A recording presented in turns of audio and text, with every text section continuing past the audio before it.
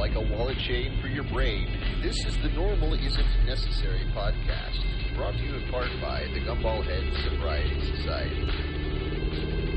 Good afternoon, ladies and gentlemen. It's your host, Gumball Head, stopping in for a Sunday edition. Of Road Rants. We'll call this one the on-call edition. It's Sunday, the 23rd, I believe, of March, 2025. I always say the on-call edition because I'm in my car on a Sunday, and I usually don't road rant unless I'm on my way to work. So there's no complaints about work at all. It's 100% just making a statement of that's why we're here, because we're on the road. It's not anything to do with my job.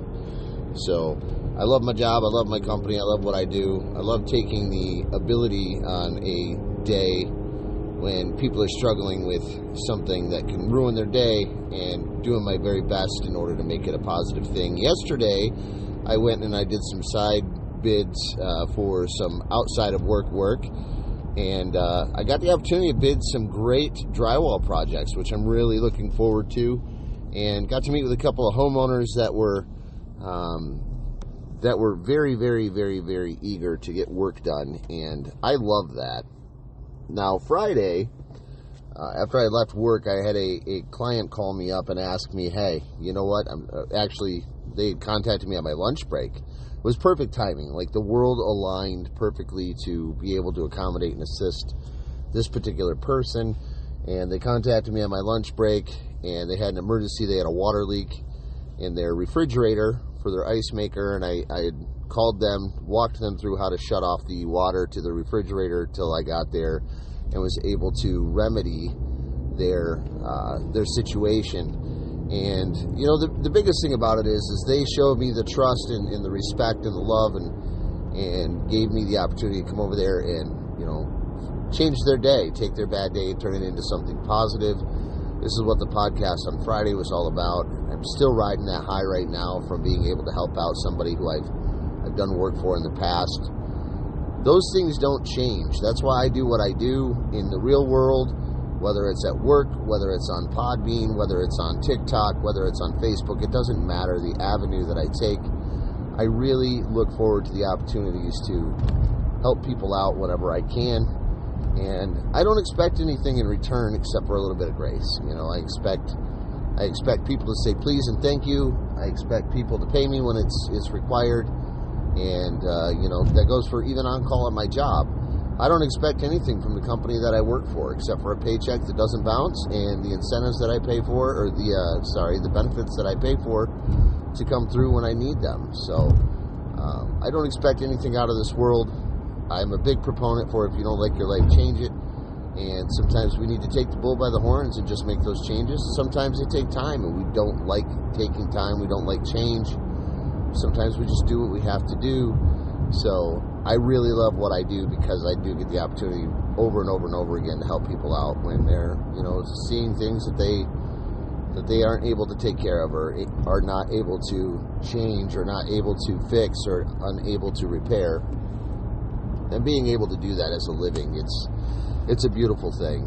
And that goes for homeowners and renters and, you know, people with their brains, all of that. So it's huge for me to be able to do those things. Now, I had remedied this person's situation. I actually charged them half my hourly rate for when it comes to emergency calls, because number one, they were a repeat customer, and number two, it wasn't a big job. It wasn't a hard job. It wasn't anything difficult or extreme.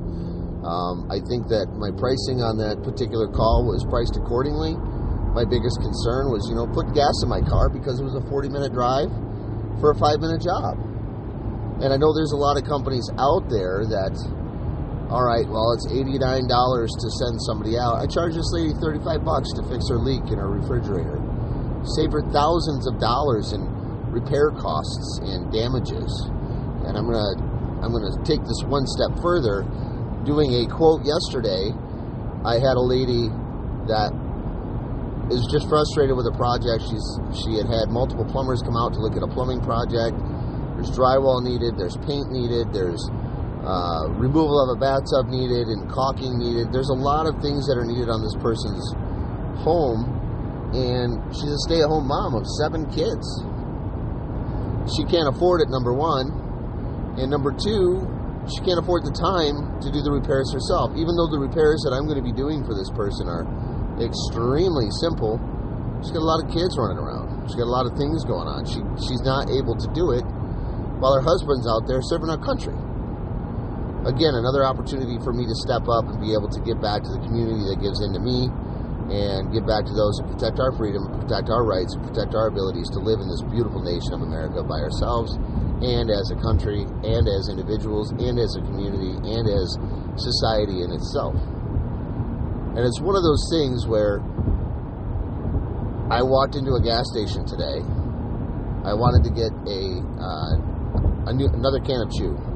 I'm working really hard on quitting, but this week has been terrible for me. I've gone through, normally I go through 3 cans of chew per week, and this is the addiction side of things. And this week, I went through 5. I went through 2 extra cans this week, and the only thing that I can say about that is, the reason why is because I keep putting it in my mouth. I keep buying it. I keep saying to myself, yeah, we're going to quit, we're going to quit, we're going to quit. Now, that's pretty rough coming from a life coach or an addictions coach that talks to people about, hey, in order to stop, just stop. You know, I can't do that. I know I can't do that. It's a psychological thing, you know, but I've cut back. It used to be a can per day. I cut that in half over the course of the last 3 or 4 years, and now I'm trying to get down to a can every 3 days. So I'm trying to get down to 2 cans per week. But a lot of times, I'll put a chew in, and then 15 minutes later, I take it out because it's dinner time, or I take it out because, you know, I'm going in to meet with a customer or a client, you know, and instead of me, you know, putting it back in the can, I throw it out. So that's on me. Shame on me. Shame on me 100%. I made a post on Facebook today. I'm all for opportunities, but usually those are better when the terms and conditions don't change after the ink dries. After we agree on something, an additional party or third party or second party changes things. So, and what I mean by that is, you know, you agree to a contract or you agree to a negotiation, and after the fact, they want change, and then they wonder why you charge extra to do a change in the contract. Well, everybody agreed to the terms and conditions of the contract, regardless of what it is, and then after the fact, someone wants to make a change, well, then you have to change the contract. So those terms and conditions are met by both parties. That's a legal binding contract. And it doesn't matter if it's a work contract or a labor contract or, you know, a bill payment contract or an agreement to do things. Sometimes we have to make those choices and those decisions to make that change. And then when you charge about it or charge for it, you can't feel guilt. You just can't feel guilt about it because you're taking time away. You know, much like the on-call situation with my job. If someone calls me and I'm on call, that's my responsibility. It's my responsibility to get in my car, go do the job. I can be pissed all I want, but it's not going to change the terms and conditions. It's not going to change the fact that the ink's already dried because I made that agreement upon being hired to my job.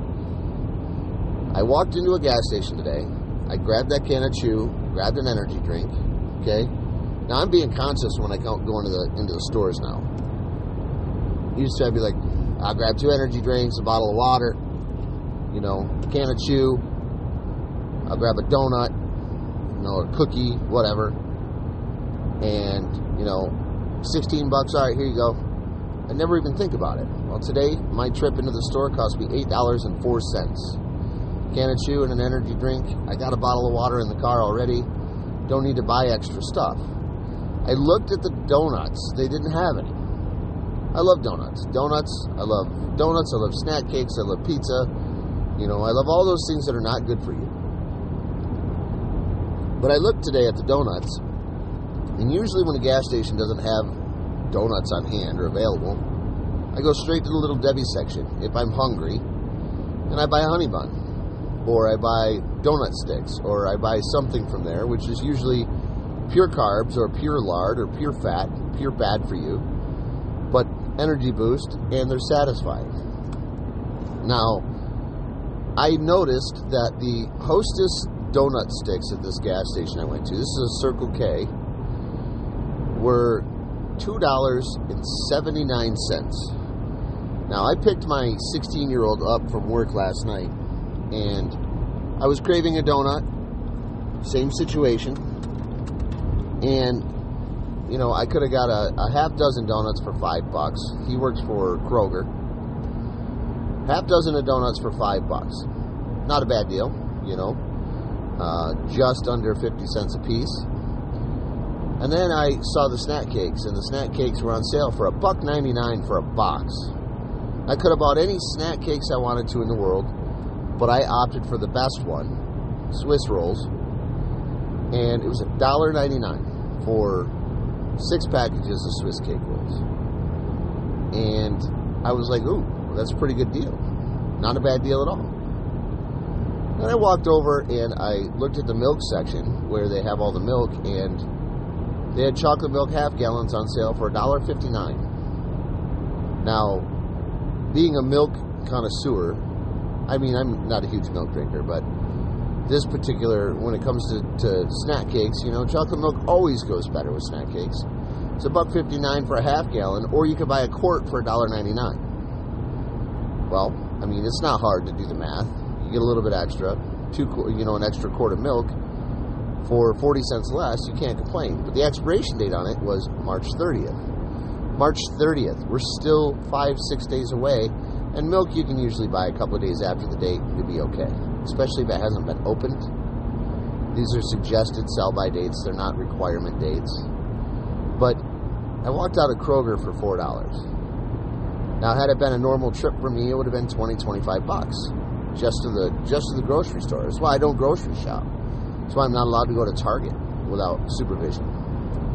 Because I'll go in and I'll spend more money than what I need to spend. So, these are those changes that we need to make in our lives. These are the observations and stuff like that we need to do in our lives in order to be better at what we do and better perceive the world. When we were recording our podcast last night with our friend the Chad from TikTok, he's an RC enthusiast. We were talking about the remote control cars and the impact it has on childhood. And kind of started on a tangent on that, and then I kind of reeled it back in because I was like, we could talk about this another time. And the Chad and I could sit there and we could talk for hours about mundane stuff, about everything. He's just one of those friends that you have that you can just sit down and BS with, and everything's just going to be fine. But I had gotten onto the tangent. Him and I were talking, and when I record these podcasts, I'm usually on TikTok. And when I'm on TikTok, I do that recording on TikTok. You only hear half of the podcast. And then I was on Podbean, and if you listen to us on Podbean here, you get to hear both sides. So you only get to hear one side. But when I'm on TikTok, when my guest is speaking, usually I give the people on TikTok a rundown of what we're talking about what my guest is talking about, what the conversation is, what the topic is. I maintain that engagement with both sides while I do this. And to me, that's important because people are like, what are we sitting here looking at? What are we listening to? What are we doing? You know, it increases the intrigue, and you only get to hear half of it, so you don't know what's going on, and that entices people to listen on Podbean. I learned that trick of the trade from Gary Vaynerchuk, who goes on Instagram Live when he's doing his podcast or he's doing a broadcast, and he mutes it. You cannot hear him at all. And in the comments or in the title it says, I know I'm muted. If you look at TikTok and you see people playing video games, you'll see people say, I know I only have one viewer. You know? That intrigues people. People will come in. I'll sit in an empty room and talk, because that always gives us the quote unquote opportunity to entice people in to have a conversation. I'll sit and I'll talk for hours to myself, because that's one way that I can work through the issues in my life and I come up with solutions to problems. Now, the biggest thing that I'm trying to reach here in this is the fact that I did talk to the Chad, and I started talking about familial engagement, family engagement, when it came to his children. And he had stated to me that his son is learning, his left and his right, gas and brake. He's learning these things at 4 years old, and it's helping him teach his son. My takeaway from that was, I started to explain it to him. I had said, hey, you're not just teaching left, right, forward, backwards, gas, brake. You're teaching so many more things. And I really kind of drew this opportunity out to give him the ability to understand what I was seeing in this, not necessarily telling him what was happening. The biggest thing on that is you're teaching them hand-eye coordination, but we're also teaching responsibility. We're teaching proper use. We're teaching restraint. We're teaching observation of our surroundings. We're teaching multiple different things. And not only that, but we're teaching our children trust. We're teaching our children joy. We're teaching our children that it's okay to disconnect from all of the things that we need to as adults in order to enjoy ourselves, even if it's just for a little while. Now, I fly drones. I fly my drone, and most of the time, I'm not doing anything with it. I fly over our house, I fly around, I come back, I fly over our house, I fly around, I come back, I fly over our house, change a battery, then I go out and I fly some more. I might take photography, I might not. But when we're not out and about doing things, experiencing society, and I get the urge to fly the drone, it's a high stress activity because A, I got to follow laws, local laws, regulations. I have to follow FAA laws and regulations. I have to follow all the rules, but I also have to make sure I don't crash my drone. I have to make sure that I'm not over certain things. I have to make sure that if I want to see something or I have an opportunity, I got to make sure my camera's going. So there are a lot of things that we have to do when we are doing these things. When my kids fly, they think it's cool because it's like a video game and you get to see what's up in the air. Now, the reason why I started flying drones is because my dad got his pilot's license, and it just gives me the opportunity to get up in the air and do some things that I enjoy. My dad taught me photography. My dad taught me shooting sports. My dad taught me archery. My dad taught me how to shoot a gun. My dad taught me how to field dress a deer, taught me how to clean a squirrel, taught me how to clean a squirrel and cook a squirrel on a radiator of a car. He taught me how to do electrical. He taught me how to do plumbing. He taught me how to do a lot of things in this world. And these are experiences that I never would have gotten on technology. Experiences I never would have gotten on social media. Now, I could have gotten them, but at the time, nobody knew that social media or technology was going to exist to the extent that it does. And at this point in my life, it's like if I don't know the answer, I know that I can go to the internet and I can get the answer. But here's the thing. I still have that control brain where it goes, here's your problem, and here's your solution. We're going to walk you through this problem and the solution. We're going to get things figured out, and then you come up to your own resolve. But how do you get to that point? Okay, here's the fix for the problem, but what caused the problem in the first place? What was the solution, and how did you come to that solution? What failures needed to be made in order to come up with that solution? What adjustments needed to be made? What changes needed to be made to come up with that solution? So when we do our TikTok and we do the Podbean at the same time, we're not just addressing situations and resolution. We're talking about things and we're working through things that get us from how did the problem start in the first place to all of the things, the experience portion of things, of all of the things that we experienced during that time, to come to the thought process or the ending of that experience and the start of the disease process, the ending of the adversity, and how do we work through these things? What have we tried? What have we failed at? What have we succeeded at? And when we succeed, most of the time our minds tell us that's good enough for me.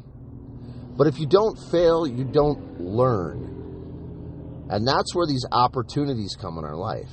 You have to fuck up. You have to fail. You have to not be successful 100% of the time, because if you don't learn. Same thing with recovery. If you don't have relapse, if you don't have a problem and you don't have a solution to that problem as a result of that problem, How are you going to learn the reason why you need to quit? Or how are you going to learn how to quit? How are you going to learn what happens after you relapse? If you don't learn from the relapse, then you're either drinking or you're not. You're either using or you're not. You're either watching porn or you're not. You're either overindulging in technology or you're not. You know, we have to sometimes take that restraint from our lives and pull away that opportunity. We have to take away that opportunity that we have that gives us those pleasurable experiences in order to suffer through that pain and that suffering to come to a resolve that's going to be long-term, long-lasting, and something that's satisfactory to everybody. That's the opportunity that we all have in life, and that's the opportunity we can't let go of. We have to make sure that when we do have an experience in our life, that we take every opportunity to involve ourselves in that experience. You know, and it doesn't have to be super major involved. If you don't like the way a piece of food tastes, you know, then don't take another bite. But your experience might be the fact that the food was no good. The food was spoiled. The food was not cooked all the way. The food was overcooked. It happens with spaghetti noodles. If you've ever eaten an overcooked spaghetti noodle, they kind of turn into mush. They get soft. They turn into more of a paste than they do resembling spaghetti noodle. You know, calamari, if it's not cooked 100%, you're not going to enjoy it. Even if you do enjoy seafood, you may not enjoy calamari. And most of the time, we take that away from our first experience. I don't like it. Calamari freaks me the fuck out because of the way that it looks, but I love the way it tastes. Sometimes we have to look beyond the appearance of things and try the taste a second time. Sometimes that second time hooks us on that, and now we become addicted. But for the most part, we learn those experiences and we do the takeaways on our own. And as you get older, it gets easier to make that discernment between what we do like and what we don't like, what we enjoy, what we don't enjoy. But we always miss out on the opportunity to determine why. So go to the store, buy yourself a snack cake, wrap it around some calamari, throw it in the air fryer, try it again. Guys, thanks for tuning in today. I appreciate the opportunity to chat with you guys. Hopefully, this triggered a little bit of thought process inside your mind. And until our paths cross, stay strong, stay focused, stay sober. Much love. We'll see you guys soon.